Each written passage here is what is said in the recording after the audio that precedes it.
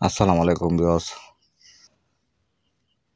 আশা করি সকলেই আপনারা ভালো আছেন আর ভালো থাকেন, সুস্থ থাকেন, সেটাই আমার একমাত্র কাম্য।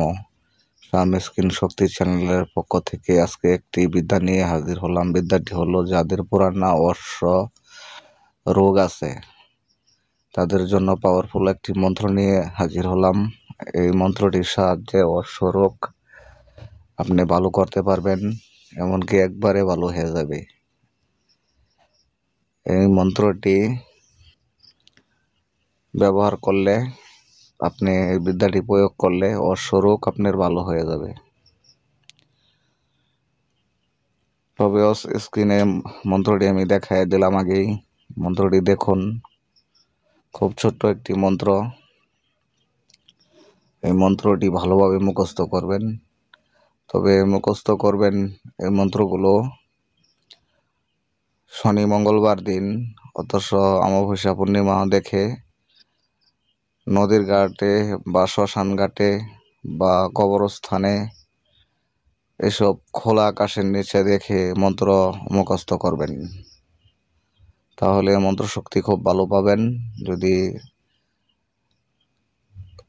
খোলা জায়গায় দেখে, খোলা ময়দানে বসে যদি মন্ত্র মুখস্থ করতে পারেন, তাহলে অবশ্যই মন্ত্র শক্তি অনেক বেশি থাকে, আপনার মন্ত্র বিফলে যাবে না। তবে মন্ত্রটি সুন্দর করে মুখস্থ করবেন, অনেক সুন্দর করে ভালোভাবে মুখস্থ করে। যাদের পুরানা অশ্ব রোগ আছে, অনেক চিকিৎসা করাইছেন, ভালো হয় নাই, অনেক ডাক্তার কবিরাজি করছেন, ভালো হয় নাই, তো এটা আপনি নিজে চেষ্টা করে দেখুন, আপনি নিজেই পারবেন। যার সমস্যা সে নিজেই পারবেন। ছোট একটি মন্ত্র, এই মন্ত্রটি ভালোভাবে মুখস্থ করে আপনারা কাজটি করুন। এই কাজটি করলে অবশ্যই আপনার টাকা পয়সা খরচ হইতেছে না। কাজটি করে আপনারা উপকৃত হন, সেটাই আমার চাওয়া। তবে এই বিদ্যাটি প্রয়োগ করার নিয়ম হলো, ভালো পরিষ্কার পানি নেবেন একটা পাত্রের মধ্যে। পরিষ্কার পানি নিয়ে আপনি উত্তর দিকে মুখ করে বসে বা দাঁড়িয়ে সামনে 3টা আগরবাতি জ্বালিয়ে নেবেন। জ্বালিয়ে তারপরে আপনি এই মন্ত্রটি খুব ভালো করে 21 বার পড়বেন। 21টি ফু দিবেন ওই জলের মধ্যে। 21টি ফু দিবেন। একবার পড়বেন, 1টি ফু দিবেন, 2বার পড়বেন, 2টি ফু দিবেন। এইভাবে মোট আপনার মন্ত্রটি 21 বার পড়তে হবে আর 21টি ফু দিতে হবে। তারপরে এই পানিটি দিয়ে আপনার যেখানে অশ্ব সেখানে ধুয়ে দিবেন।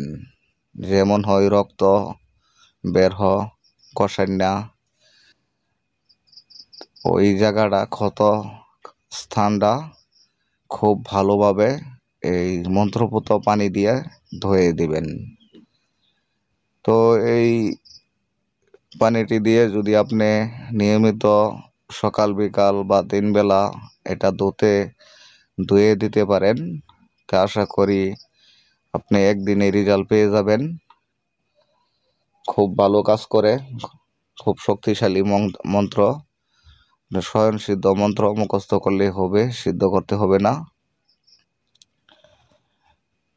আপনারা কাজটি করে দেখুন, খুব ভালো রেজাল্ট পাবেন। এটি একটি শরমের রোগ, সবাই সবাইকে বলতে পারে না। অনেক সময় গোপনে কষ্ট করে মানুষ, লজ্জার কারণে বলতে পারে না কাউকে। এই কারণে বিদ্যাটি নিয়ে আসলাম, আপনারা উপকৃত হন, সেটাই আমার চাওয়া। আর আমার চ্যানেলটি বেশি বেশি শেয়ার করে দিবেন, যাতে পরবর্তীতে আপনাদেরকে ভালো ভালো বিদ্যা আমি দিতে পারি। সহযোগিতা করবেন। তবে সবাই ভালো থাকবেন, সুস্থ থাকবেন। আসসালামু আলাইকুম।